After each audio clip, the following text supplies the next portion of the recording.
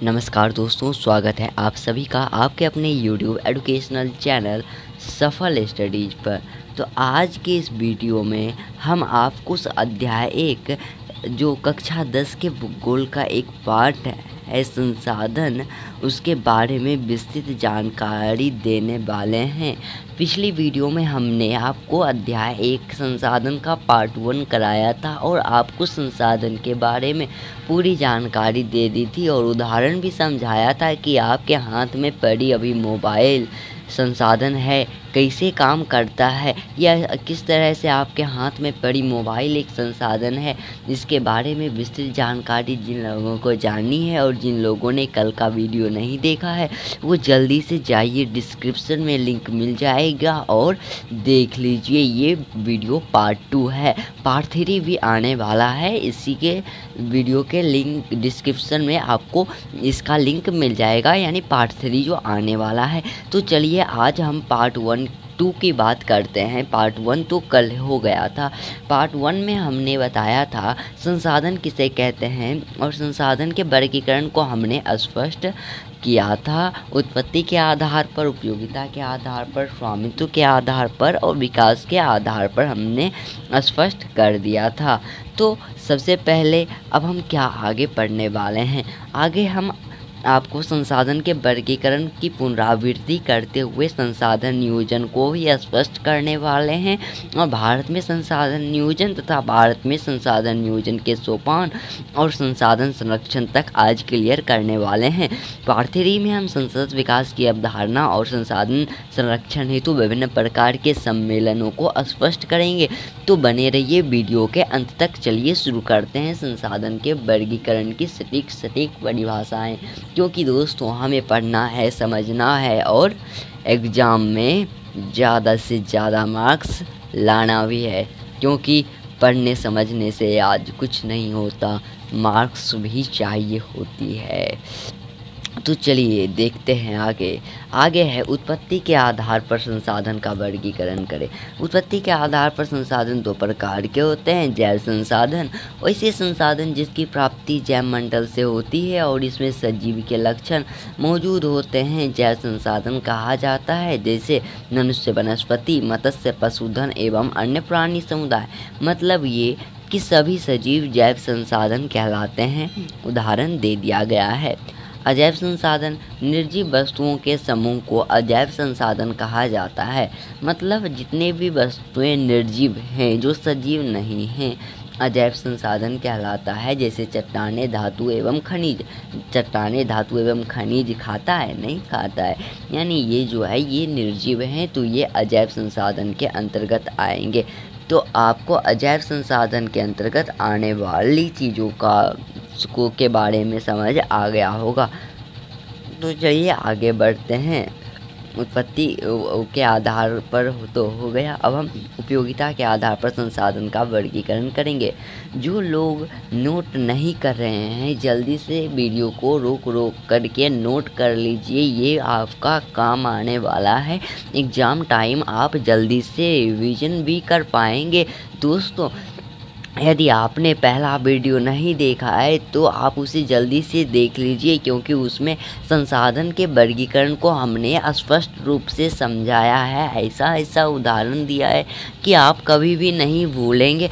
तो आप उस वीडियो को देख लें, फिर इस वीडियो पर आए भाई, लिंक वीडियो के डिस्क्रिप्शन में दे दिया गया है, देख लो जल्दी। उपयोगिता के आधार पर संसाधन का वर्गीकरण करें।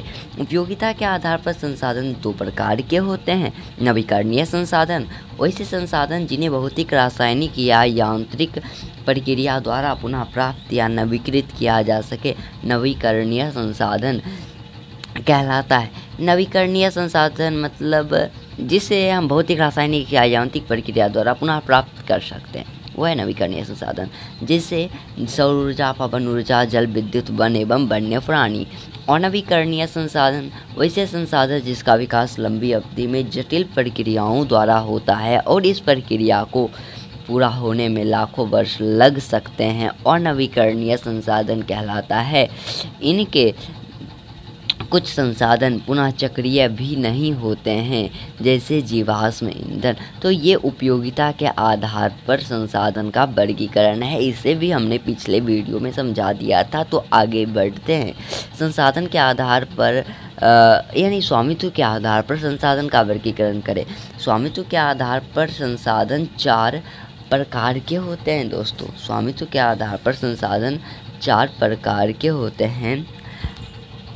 व्यक्तिगत संसाधन, वैसे संसाधन जो व्यक्ति विशेष के अधिकार क्षेत्र में होते हैं व्यक्तिगत संसाधन कहलाते हैं, जैसे भूखंड, घर व अन्य जायदाद इत्यादि।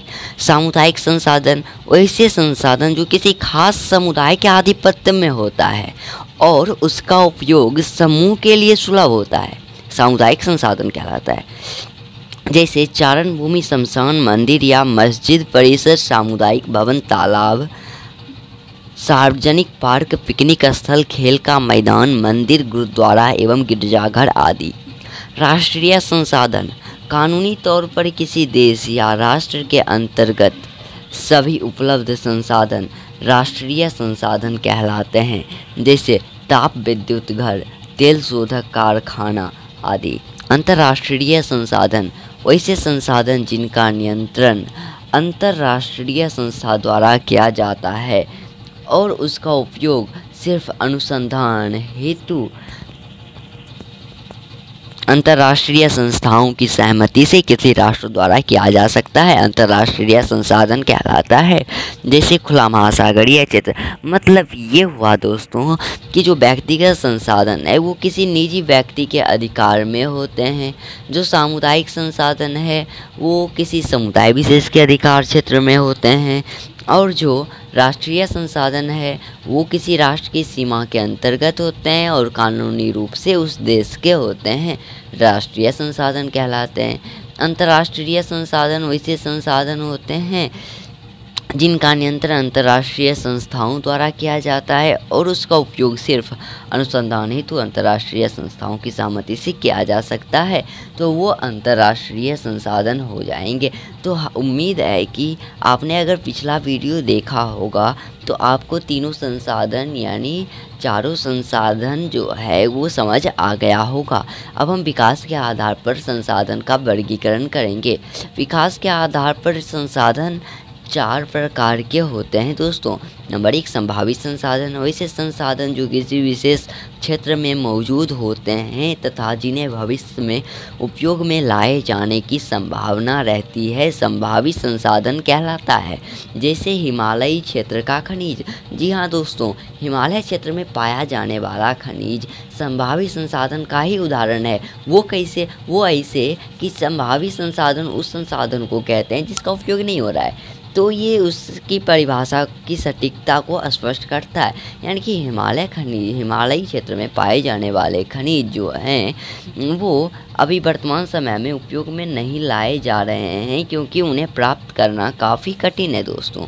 तो चलिए आगे बढ़ते हैं अपने अगले संसाधन की तरफ, जिसका नाम है विकसित संसाधन। वैसे संसाधन जिनका सर्वेक्षण उपरांत उपयोग हेतु मात्रा एवं गुणवत्ता का निर्धारण हो चुका है, विकसित संसाधन कहलाता है। जैसे मुंबई हाई क्षेत्र में उपलब्ध पेट्रोलियम। अब भंडार संसाधन, वैसे संसाधन जो पर्यावरण में उपलब्ध होते हैं और मानवीय आवश्यकताओं की पूर्ति में सक्षम है, परंतु उपयोग हेतु उपयुक्त प्रौद्योगिकी के अभाव में सक्षम नहीं है, भंडार संसाधन कहलाता है। जैसे जल, इसमें हाइड्रोजन और ऑक्सीजन उपस्थित होते हैं जिनमें ऊर्जा उत्पादन की असीम क्षमता छिपी हुई है। दोस्तों इसके बारे में मैं विशेष टिप्पणी नहीं करूंगा, क्योंकि वीडियो के डिस्क्रिप्शन में लिंक दे दिया गया है, उस पर जाके आप अच्छी तरह समझ लीजिए। क्योंकि जो लोग हमारे साथ पहले से सीरीज में जुड़े हुए हैं उनका टाइम बर्बाद होगा, क्योंकि उनको हमने पहले ही समझा दिया है। चलिए आगे बढ़ते हैं। आगे है संचित कोश संसाधन, वैसे संसाधन जिन्हें उपलब्ध तकनीक के आधार पर उपयोग में लाया जा सकता है लेकिन इसका तत्काल उपयोग प्रारंभ नहीं हुआ है, संचित कोश संसाधन कहलाता है। जैसे जल विद्युत। दोस्तों जो पहले से सेशन कर रहे हैं उनसे रिक्वेस्ट है कि आप 2 मिनट फिर से समझ लीजिए, क्योंकि जो बच्चे नए हैं वे बच्चे फिर से इसे समझ सके, क्योंकि ये थोड़ा सा हार्ड टॉपिक है। विकास के आधार पर संसाधन का वर्गीकरण। तो इसके लिए मैं आपसे रिक्वेस्ट करता हूँ कि प्लीज़ आप एक बार और रिवीजन कर लीजिए। संभावित संसाधन है ना, संभावित संसाधन वैसे संसाधन होते हैं जो किसी विशेष क्षेत्र में होते हैं लेकिन उनका अभी उपयोग नहीं हो रहा है। जैसे कि घर के कोना में एक चूल्हा पड़ा है, ठीक है, घर के कोना में एक चूल्हा पड़ा है, उसको मम्मी ने रखा है कि बेटा जब बाहर जाएगा पढ़ने के लिए, आप 10th में 11th में जाएंगे बाहर पढ़ने के लिए, तो वो चूल्हा आपके साथ भेजेंगे। पहले ही मम्मी खरीद के रखी है। अरे देखते होगे ना, घर में जो हल्का गरीब लोग होते हैं उनके घर जाते होगे तो उनके ट्रंक में सब कुछ भरा होता है, बर्तन बर्तन गेंडा बिछौना सब भरा होता है। क्यों? ताकि उसकी बेटी की जब शादी होगी तो उसे खरीदना ना पड़े, वो पहले से ही खरीद कर रखते। तो वही हाल कुछ इस तरह से है। संभावित संसाधन को प्राप्त करना कठिन होता है, बस अंतर इतना है कि संभावित संसाधन को प्राप्त करना कठिन होता है। हाँ, जो बेटी के ब्याह में जाने वाला होता है ना, उसको भी प्राप्त करना कठिन होता है। क्यों? क्योंकि मम्मी ना ताला लगा कर रखती है। तो ये संभावित संसाधन ऐसे समझ जाओ जो हिमालयी क्षेत्र में मौजूद होते हैं। उसके बाद दूसरा हमने आपको बताया विकसित संसाधन। विकसित संसाधन मतलब ये समझो कि हमारे घर का वह चूल्हा जिसका उपयोग हम कर रहे हैं, जिसका उपयोग खाना बनाने में अभी हो रहा है, तो वो विकसित संसाधन का उदाहरण हो गया भाई। तो समझ गए विकसित संसाधन? समझ गए होगे। भंडार संसाधन मतलब कि भंडार संसाधन का एक विशेष उदाहरण ये है, आपने अपने आसपास पानी देखा होगा, ठीक है, और आपने यार केमिस्ट्री तो पढ़ा होगा। हाँ, केमिस्ट्री सब पढ़ता है 10th तक है, तुम भी पढ़ा होगा। तो हाइड्रोजन जो है वो उसमें ऊर्जा की असीम क्षमता छिपी हुई है। जब उसमें ऊर्जा की असीम क्षमता छिपी हुई है तो उससे हम उसका उपयोग नहीं कर पा रहे हैं।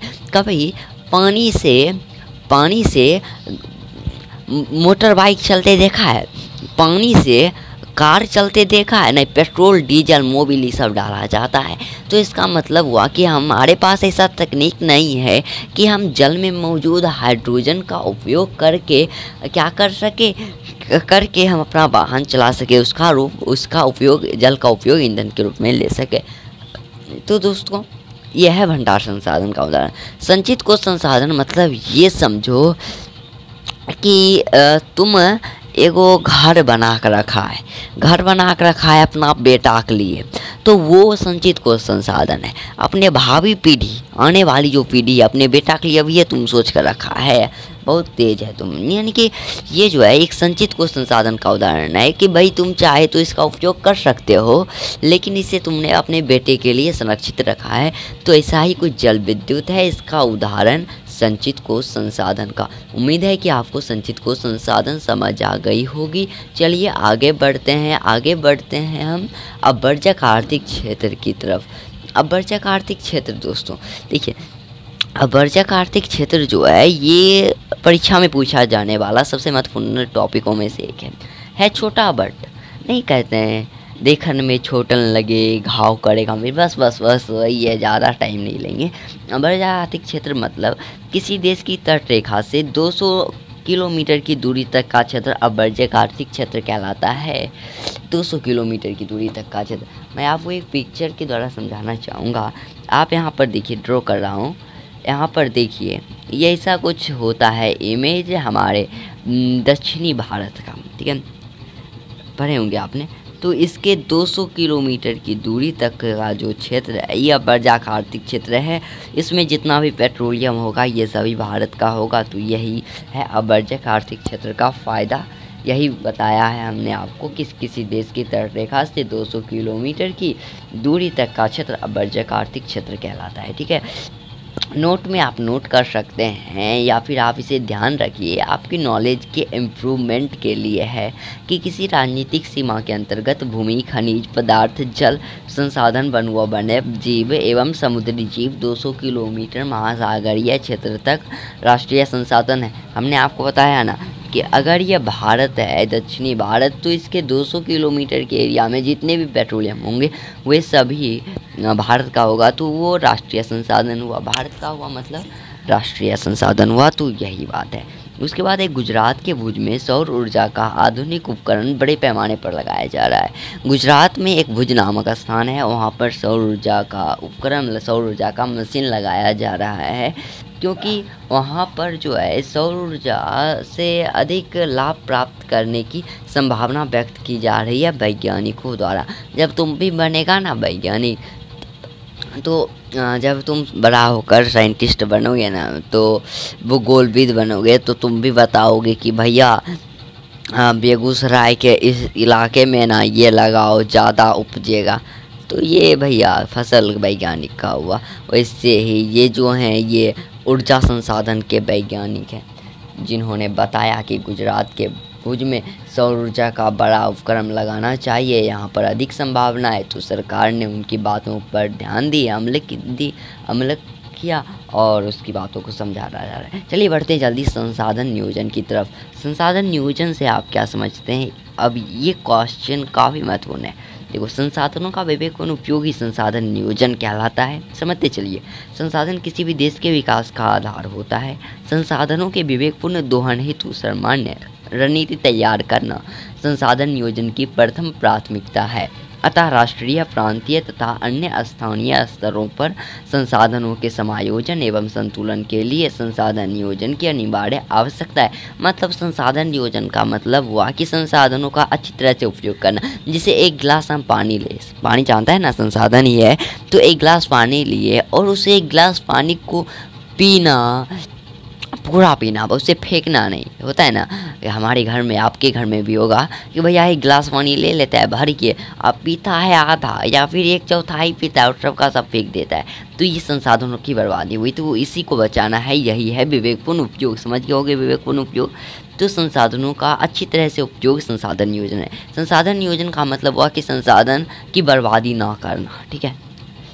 और संसाधन नियोजन कैसे कर सकते हैं? तो इसके कुछ उपाय हैं कि संसाधन नियोजन करने के लिए सबसे पहले हम रणनीति तैयार करनी होगी कि भैया हम इतना पानी लेंगे तो इतना पिएंगे कि नहीं पिएंगे, पहले सोच कर तब पानी लेंगे। तो ये ऐसी कुछ रणनीति, तो इसे राष्ट्रीय, प्रांतीय और अन्य स्थानीय स्तरों पर लागू करना चाहिए। हमारे घरों में विशेष रूप से लागू होना चाहिए, क्योंकि पूरी धरती जो है, धरती पर जितनी भी आबादी है वही सब संसाधनों की बर्बादी करती है और वे सब घर में ज़रूर रहते हैं। तो घर में हमें संसाधनों का नियोजन अवश्य करना चाहिए।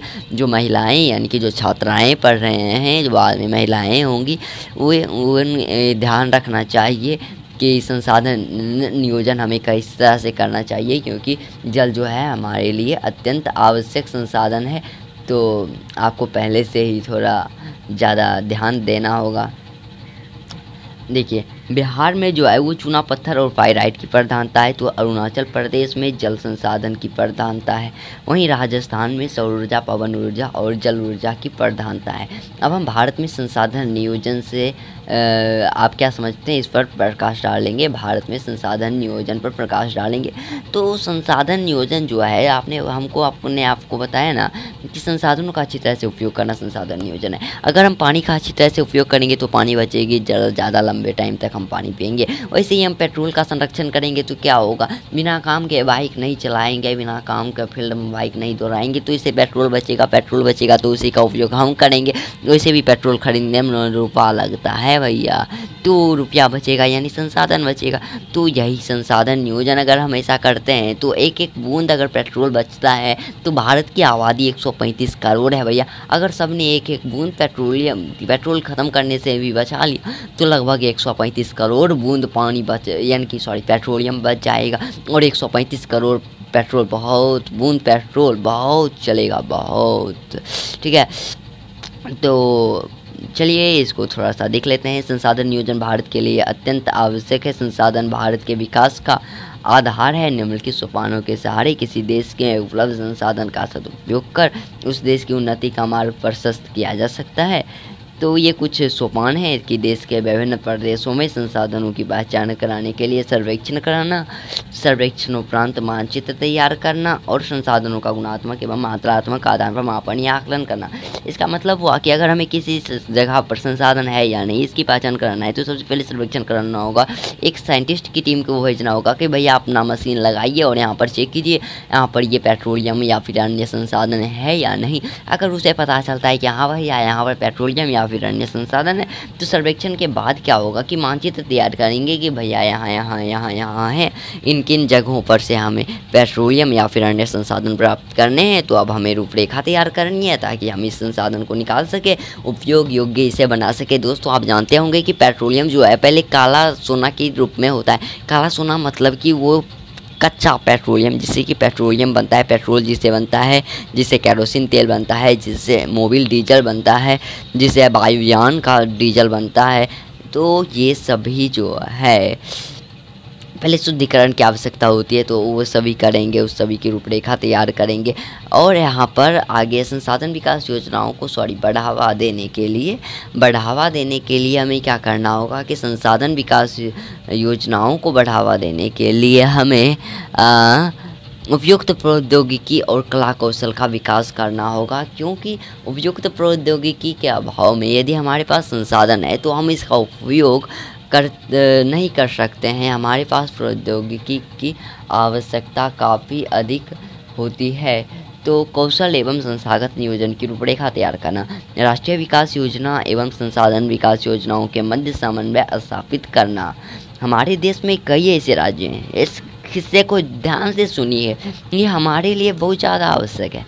हमारे देश में कई ऐसे राज्य हैं जो संसाधन की प्रचुरता के बावजूद भी आर्थिक रूप से पिछड़े हैं, और कई ऐसे राज्य हैं जो संसाधन के अभाव में भी आर्थिक रूप से विकसित हैं। क्योंकि प्रौद्योगिकी एवं संस्थानों में वांछित परिवर्तन के अभाव में केवल संसाधनों की उपलब्धता से विकास संभव नहीं है। इसे तो हमारे देश में स्वतंत्रता प्राप्ति के बाद से ही संसाधन नियोजन के लक्षित उद्देश्यों को हासिल करने का प्रयास किया जा रहा है, जो प्रथम पंचवर्षीय योजना से शुरू हुआ।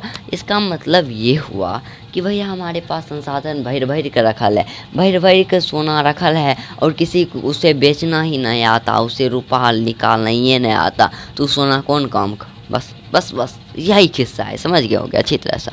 बस यही किस्सा है। हमारे पास प्रौद्योगिकी होगी तभी हम संसाधनों का अच्छी तरह से उपयोग कर पाएंगे। भैया उसको सोना बेचने आ गया, 5 रुपया मुँह भर कमंडल सोना बेच के चल आया, घड़ा सोना बेच के चल आया, तो कोई बात हुआ आए। तो हमें संसाधनों का अच्छी तरह से उपयोग करना है तो हमें पास प्रौद्योगिकी होनी चाहिए। तो इस तरह से प्रौद्योगिकी ज़रूरी है, और इसके लिए भारत में पंचवर्षीय योजना से ही आरंभ कर दिया गया है ताकि हमारे पास प्रौद्योगिकी का अभाव नहीं हो। चलिए बढ़ते हैं और संसाधन संरक्षण को देखते हुए आज के इस वीडियो को समाप्त करते हैं। अगले वीडियो में हम सतत विकास के बारे में चर्चा करेंगे और पृथ्वी सम्मेलन के बारे में भी चर्चा करेंगे, जिसका लिंक आपको वीडियो के डिस्क्रिप्शन में दे दिया गया है। तो चलिए देखते हैं संसाधन संरक्षण के बारे में। तो संसाधन संरक्षण के बारे में बताया गया है कि संसाधनों का नियोजित एवं विवेकपूर्ण उपयोग ही संसाधन संरक्षण कहलाता है। वही बात है, संसाधन नियोजन हो या फिर संसाधन संरक्षण, दोनों में कोई खास अंतर नहीं है, दोनों एक ही जैसे हैं। यानी हमें संसाधनों का संरक्षण करना चाहिए, उसकी बर्बादी नहीं करना चाहिए। संसाधन किसी भी देश के विकास का आधार होता है। सभ्यता और संस्कृति के विकास में संसाधनों की अहम भूमिका होती है, किंतु संसाधनों का अविवेकपूर्ण या अतिशय उपयोग विविध प्रकार के सामाजिक, आर्थिक, सांस्कृतिक एवं पर्यावरणीय समस्याओं को जन्म देते हैं। यह भविष्य के लिए उतना ही आवश्यक है जितना कि वर्तमान समय में। तो इस तरह से हमें संसाधनों का संरक्षण करना चाहिए, और हमें भावी पीढ़ी की ज़रूरतों को ध्यान में रखकर और उसके समस्याओं की समाधान हेतु संसाधनों का संरक्षण करना चाहिए। दोस्तों कल हम बात करेंगे सतत विकास के बारे में, और आपको हम कुछ ऑब्जेक्टिव क्वेश्चन भी बताने वाले हैं कल, जो आपके बोर्ड एग्ज़ाम में पूछे जाते हैं। मेन पॉइंट है, तो उन सभी को हम क्लियर करेंगे। जैसे कि महात्मा गांधी ने संसाधन संरक्षण पर जो विचार दिए थे वो किस पुस्तक में प्रकाशित हुए, और किसने कहा था कि हमारे पास पेट भरने के लिए बहुत कुछ है लेकिन पेट भरने के लिए कुछ नहीं, जिम्मरमैन ने क्या कहा था, उन सभी के बारे में विस्तार से चर्चा करेंगे कल के वीडियो में। और हम कल संसाधन संरक्षण को भी क्लियर करेंगे, और इसके हेतु कौन कौन से सम्मेलन हुए उन सभी को क्लियर करते हुए संसाधन निर्माण में तकनीक की भूमिका को भी स्पष्ट करेंगे। और इस सभी को स्पष्ट करते हुए हमारा ये अध्याय समाप्त हो जाएगा। अध्याय 1 संसाधन आपका अगर रिक्वेस्ट होगा तो हम इसके एक्सरसाइज का नोट्स भी आप लोगों के लिए अवेलेबल करा देंगे। हालांकि इतना सारा नोट्स है, यानी कि इतना सारा हमने बताया, यदि आप नोट बनाते जा रहे हैं तो आपका कोई भी क्वेश्चन छूटने वाला नहीं है, भले ही एग्ज़ाम में हो या फिर एक्सरसाइज में दिया गया क्वेश्चन। तो आज के लिए बस इतना ही।